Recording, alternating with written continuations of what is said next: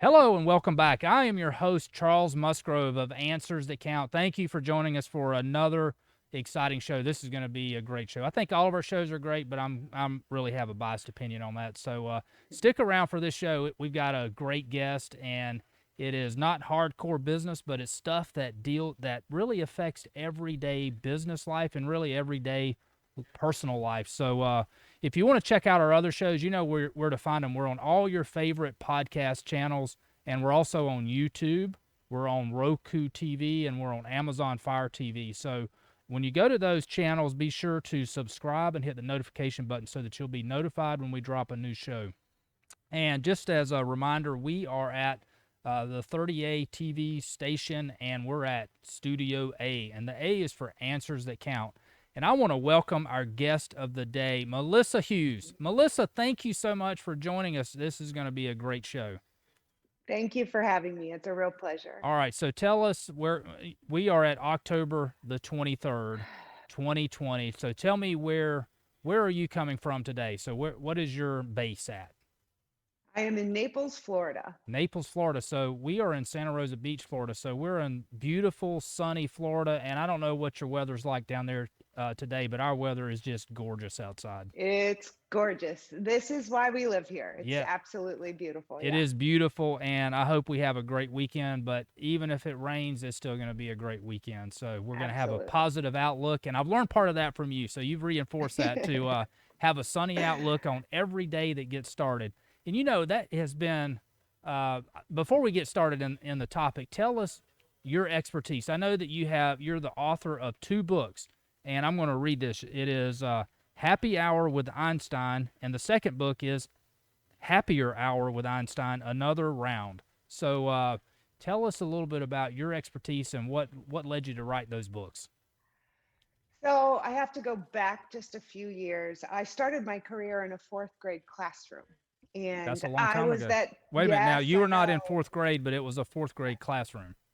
I was the teacher in a Okay. fourth grade classroom. And I was that teacher who was going to change the world one child at a time, like in all those cheesy sayings. Right. But at the end of my first year, I sat down with my mentor and we did a little bit of a postmortem to talk about what really worked well and what I wanted to improve upon for the next year. And my question was, how can I really be the most effective teacher possible if I don't understand how the brain learns?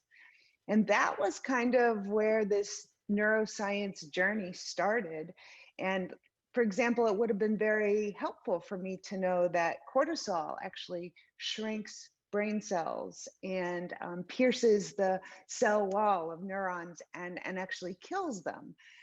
And so during those times where we were stressing kids out over the Ohio proficiency test and then telling them to go in there and do your very best, like those two things don't happen at the same time. You can't be stressed out and do your best thinking at the Right. same time. So that is so interesting that evaluation of your career drove you to that. Let's go back to how the brain functions. Right. Interesting. And then, I left the classroom and I went to on to do other things in my professional career, but I kept exploring this neuroscience stuff. And what I really found was that people learning, number one, learning is not confined to a classroom. And number two, everybody cares about how their brain works and how to make it work better. And they might not care about the research the way I do because I am a complete neuroscience geek and I I unabashedly own that. I like that, and the fact that you say that, and I read that in your bio that you're gonna show that's right. So good. Yeah, but people do care about understanding those factors that either impede or enhance brain function, whether that is creativity or collaboration or focus and concentration. I mean, we need different things from our brain at different times. And now we know that we literally have much more control over the brain and getting what we need when we need it than we once thought. And so we're in a great time. Yeah, I think that is so interesting, and I have to say and remind and just kind of let the audience know this. I first met you a couple of weeks ago I was at a seminar presented by the Florida Restaurant Lodging Association, and you were one of the speakers there. And I found the topic just so fascinating, and it really resonated on so many different levels on things that we've gone through in 2020. I mean, this is the longest decade this past year that anybody has ever lived through in 2020. So it has, when you talk about stress and the effects of uncertainty and stress, that really, we've lived that and we're still living that. So many people have had to adapt and adjust and survive and try to figure out just how to take the next step. So that just is, I want to relate that, what we've lived in 2020, to how the brain deals with stress and how leaders and how individuals should deal with that. How can we prepare ourselves to deal with that? That is such a great topic to talk about right now, because everything COVID is uncertainty. Yeah, I mean, we don't know when this is going to be over, and I don't care what industry you're in, you're probably being impacted by COVID somewhere, whether it is losing your job or working from home or not knowing if you're going to send your kids to school or not knowing if you're going to go to Thanksgiving this year. But COVID has just thrown us all into this weird space of uncertainty. And what we know about uncertainty is that uncertainty causes more stress than a known negative outcome. For example, if we know something bad is going to happen, then even though that bad thing is not what we would pick, we can still facilitate our thinking brain and we can work through what options do we have. When we don't know what's going to happen, our stress actually peaks when there's a 50-50 chance that that bad thing could happen or not. I think that's so That's when interesting. our Yeah, that's when our stress is the highest, is yeah. when we So don't you could know. know that there's a bad thing happening, whether that's physical pain or whether that's a bad outcome that you've got to live through. You can, your stress level is lower with the certainty of something bad happening than the uncertainty knowing if it's going to happen or not. Absolutely. And I use the example of being in the car and you're driving to an appointment and you give yourself plenty of time to get to your appointment. And then you come upon a traffic jam. And as you sit in the traffic jam, you look at the ETA on your GPS, and the longer you sit there, the closer it gets to the time, your appointment time. And the closer it gets to your appointment time, what happens to your stress Stress level? goes up. It keeps going up Yeah. and up and up. And once you get to that place where you know there's absolutely no way I'm going to make this meeting. I'm going to be late for my appointment. Although that's not the outcome that you want, your stress goes down because Right. now there's nothing you can do. And once you make that call and you say I'm going to be late for the meeting or whatever, now you feel so much better than you did when that it was 50-50, when it was right there on the edge of maybe I can make it, maybe I can't. And when you think about what happens today with COVID, and last, a couple weeks ago when I met you at the Florida Restaurant Lodging Association, hospitality has been hit hard. I mean, Exactly. it Yeah. has been crushed by COVID. And part of that is, just the not knowing of it all. And so I say to leaders that I speak with all the time, you don't have to know all the answers, but if you're not sharing any information with your folks, even just talking to your people and saying, I don't know what tomorrow looks like, but I know this is what we have control over. Because when we ease uncertainty, we don't ease uncertainty by making something good happen. We ease uncertainty by taking control, Yes. because the stress of uncertainty comes with a lack of control. Right. So there's so many thoughts going through my mind right now to ask you, but if you Okay. have, if you know that the uncertainty is the big cause of the stress level and the pain, you may not can determine, remove total uncertainty, but you can also educate yourself and prepare yourself for what happens if these scenarios come to fruition. And if you know that, and if you've already dealt with that in your mind, okay, if this bad thing happens, if you're not going to make your appointment, this is what I'm going to do. Or let's go ahead and prepare the person that I'm going to meet with that I may not be there, and if I don't, this is what happens, then your stress is relieved before you know that you're going to make it or not. So what are the steps that people, leaders in particular, can do to relieve that uncertainty, even though they don't resolve the uncertainty? So that's a great question. And especially with COVID, we don't always have the power to resolve the Right, uncertainty because we don't know. right, But understanding that the stress of uncertainty comes with a lack of control. And so one of the things that you can do to really reinforce a sense of control in people is just what you said. When we have options, we feel better. right. When we have choices, we feel better. So, we don't know what's going to happen tomorrow, but there are some things that we can do today that no matter what happens tomorrow, this is what we can do today. And that is giving us a sense of control. The other piece of that for leaders is this is somewhat counterintuitive, but the more we are able to contribute to something bigger than ourselves, the more in control we feel. Interesting. So, in times like this, there are all kinds of studies where folks have kind of looked at where organizations are cutting costs and they're going to their employees and saying, well, we're only opening our restaurant at 50% capacity, or we're only at takeout, or wherever the cuts have been made in your organization.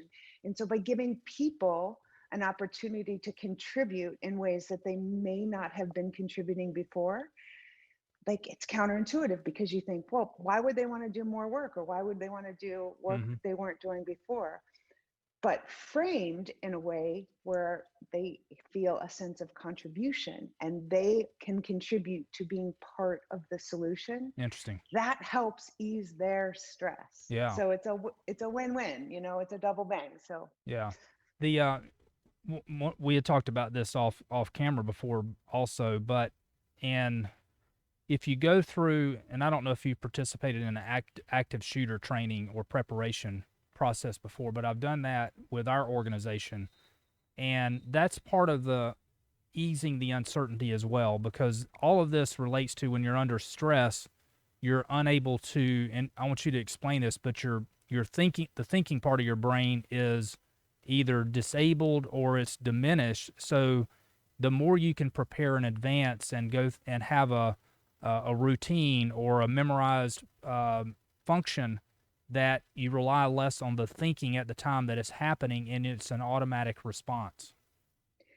that's so true. So Daniel Kahneman talks about this as systems one and systems two thinking. But basically, if you think about how the brain develops from the bottom up and the back forward. So the first part of the brain to develop is the brain stem, and it handles all of those automatic functions that keep us alive. The second part of the brain that develops is our limbic system. It sits right in the center of the brain, and it's what helps us manage and respond to emotions. So that's the emotion part. So emotion's not first, but it's second. So that's why That's emotion right. drives so many decisions that we make. That's right. And the third part of the brain to develop is the neocortex, and specifically the prefrontal cortex, which is the part that sits right behind your forehead, is the very last part of the brain to develop. And it's not even done until we're about in our mid 20s. That's scary. So yeah, it's very scary. But if you think about, for a long time, rental car companies wouldn't rent a car to you if you were under 25. Right. And largely that's because you don't have the impulse control or the judgment, or you don't weigh risk and reward. That's where all of those executive functions live. So when I talk about the limbic system, managing and responding to emotions, when we feel a certain emotion, the limbic system says, is that a good emotion? If that's a good emotion, if that's a positive emotion, if I feel a sense of psychological safety, then I'm going to release chemicals that activate the prefrontal cortex, the thinking brain. But if that emotion puts me in a state of threat or danger, what we call psychological unsafety, Hmm. then it's going to send those chemicals downstairs to the survival brain. And the important thing to remember about this is that the neural priority here is not to for us to think. Right. We like to think that our rational thinking brain is in charge all the time, but our neural priorities are first to keep us alive, Survival. second to allow us to To feel feel good our about it. emotions. Right. That's right. And third is to think. That's the third So that's priority. the last process of your brain to work is the thinking part. Exactly. And so your point earlier about in the survival training, when the brain is stressed or it is the survival brain is in charge, and um, those chemicals that are released automatically prepare the whole body for fight or flight. Right. But in doing so, it also deactivates The the thinking thinking part. brain. Right. It puts the prefrontal cortex on pause so as to allocate all the neural resources to keep you alive, because that's the priority. Right. I think that's so interesting, and that relates so well to the COVID uncertainty that so many people and businesses have gone through in 2020, and that if you're uncertain and you don't feel comfortable, you don't feel good, then you're not sending any neurons or any juice over to the frontal lobe, so you're not thinking through. So that just really inhibits, and it kind of, as people will say, you go into the fetal position where you just don't know what to do. You just curl up in a ball. And I don't know about you, you probably had more of these conversations that I have, but so many people that I've talked to, that's kind of what they've described, and that they're just in a shell. They just feel frozen. Yeah. So fight or flight is now being redefined as fight, flight, or freeze, because so Yeah. many people do just freeze. And there's a saying in psychology that doing nothing is a choice too, Yeah. right? Um, but it is also, when you think about how all of the incoming stimuli, everything that the brain has to process, it does rely on shortcuts, and it likes those things that are routine or deeply ingrained in our brain so that it doesn't have to think about things.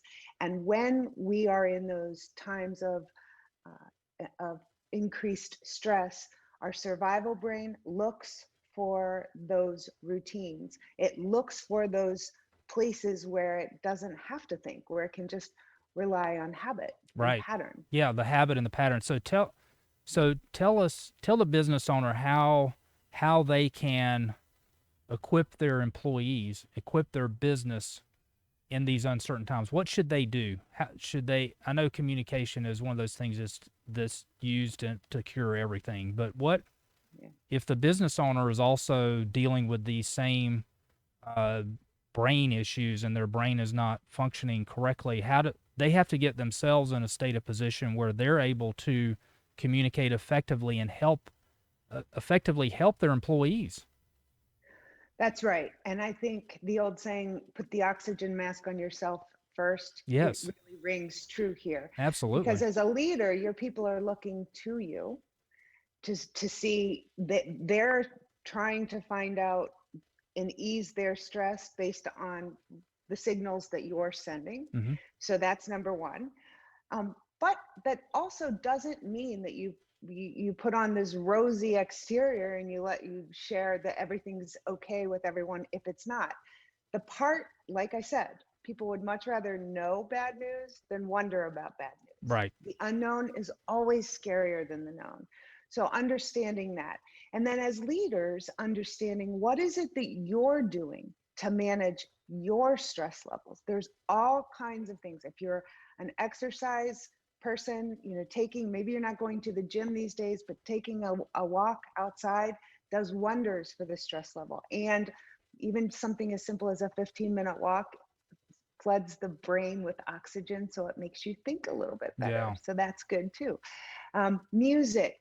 If music is your thing, there are all kinds of studies out there on not just specific genres of music, but also specific songs that are designed to bring stress level down. So there's one particular song by Marconi Union. It's called Weightless, and it's actually been proven to decrease stress by 65% as measured by heart rate and blood pressure and perspiration. But they've also said, don't listen to wait lists while you're operating heavy machinery or driving a car.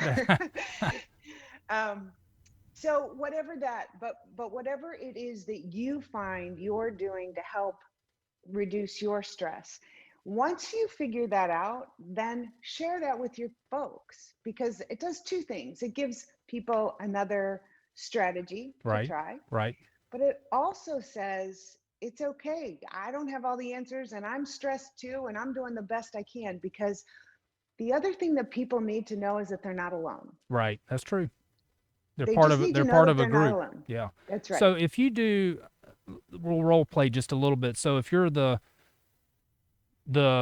leader of a company, people are looking to you for answers and to give them the oxygen mask. So if you figure out, let's say that you're the leader and you have taken the oxygen mask, so you've kind of stabilized yourself and you have figured out, okay, if this happens, then we're going to do this. So you've kind of worked it out in your mind, the scenarios and the different options that are in play and what you'll do if this happens, kind of an if then situation.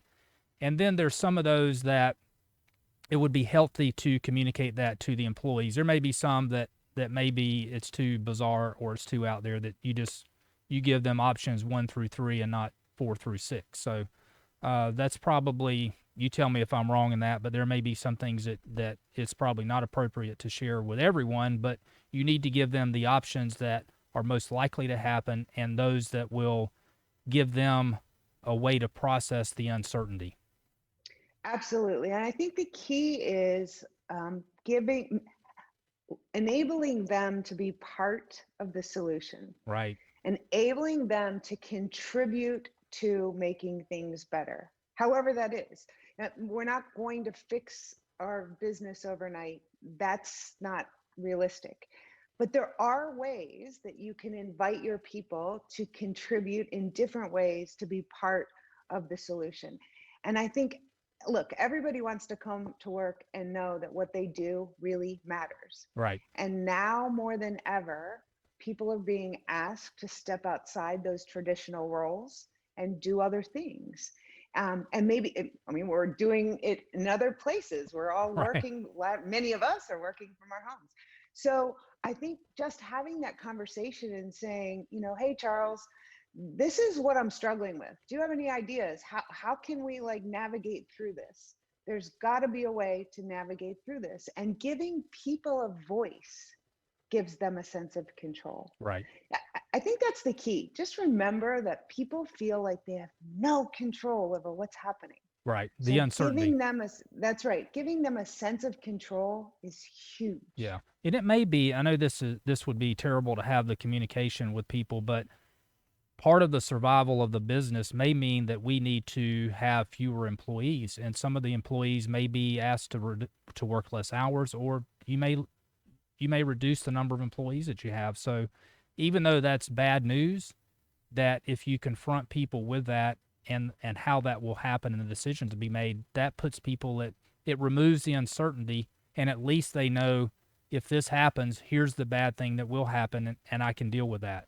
Then they can work Ab- out the other options. Okay, I need to look for other employment. I need to cut this spending out of my personal budget. So there's things that they can take action to control that uncertainty. Absolutely. There's a great book called Everybody Matters, and it describes exactly what you just laid out there. There are times when companies have to make really hard choices, Right, and choices that impact families right, and their employees. But in Everybody Matters, they explain how they kind of let people own the problem, right, and let people, and when you let people own the problem, then they will be take a more vested interest in finding solutions. And in this particular case, folks stepped forward and said, i'm i'm I don't have a family, so I'm going to take an extra week. I'm going to furlough an extra week so that this person doesn't have to furlough an extra week, because that guy has 3 kids. yeah. That's um, funny that you said that. I have a neighbor that he works for the airline industry, and he told me that exact same thing. He said he's volunteering himself to take time off, because there are other employees, other pilots that need to work because they have families. He's in a position where it's later in his career and he can afford not getting a paycheck. He can do a voluntary furlough to keep other people employed. So you're exactly right. Yeah, and I think in defense of leadership, like I don't know too many leaders who can't wait to do the next bad thing to their employees. I Yeah, mean, no. that's just not what this is about. But you know, I think that I think what people often underestimate is by sharing the real news, by letting everyone own the problem. On one hand, intellectually, you think, well, it's my burden to carry. I don't want to burden them with these problems. But when you let them own it, then you also let them own the solution. And Right. that is where the contribution piece comes in. When people can step up and say, you know what, I'm good. I've got some savings. I'm going to take the month of July off and I'm going to spend time with my kids. Yeah, They, absolutely. People will step up in ways that will surprise you if they're given the opportunity. Yeah, and it's almost like that burden has a certain weight to it. I know that sounds kind of corny, but if you spread that weight out to more people, it's everybody has less weight on them, and you can come to solutions better that way also. Absolutely. And I think also employees feel a greater sense of trust. Like, wow, he trusts us enough to be honest with us and to let us, help find a way through this dark place that we're in. And I Yeah. mean, these are unprecedented times, so nobody has the playbook. No, they don't. No one has the answer. I'm going to give you in the closing minute that we have here. I'm going to put you. Tell us your email address in case people want to subscribe to the weekly newsletter that you send out. Well, they can. My website is easier to remember. It's melissahughes.rocks, ROCKS. Okay. And there they can get in touch with me via email. They can sign up for my Neuro Nugget. They can find my blog. They can find everything there. Perfect. Here's the blog that's on your website, and it's got just some great knowledge nuggets. What is the term that you call it? These are Neuro Nuggets. So Neuro every nuggets. Friday, I That's right. send out a Neuro Nugget, and it's a 3 to 5 minute video of some fantastic brainiac factoid that you just can't live without. I love it. I love the neuro nuggets. We have the nuggets of knowledge on Answers That Count. So what a great combination.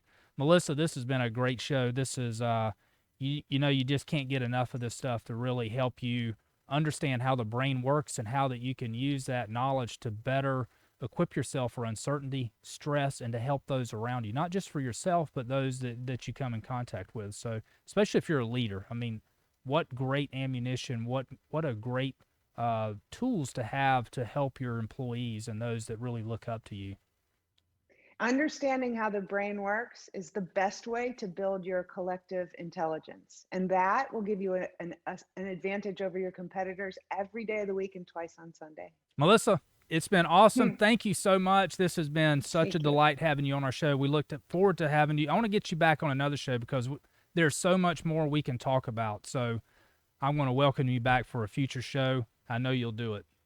I want to come back anytime. All right, Thank great. you so much. So you've been watching Answers That Count. I'm your host, Charles Musgrove. You know where to catch us on all your favorite podcast channels. We're on YouTube, Roku TV, Amazon Fire TV. Subscribe, hit the notification button. Check us every week. Check those other shows out. Have a great day. Blessed week. Peace.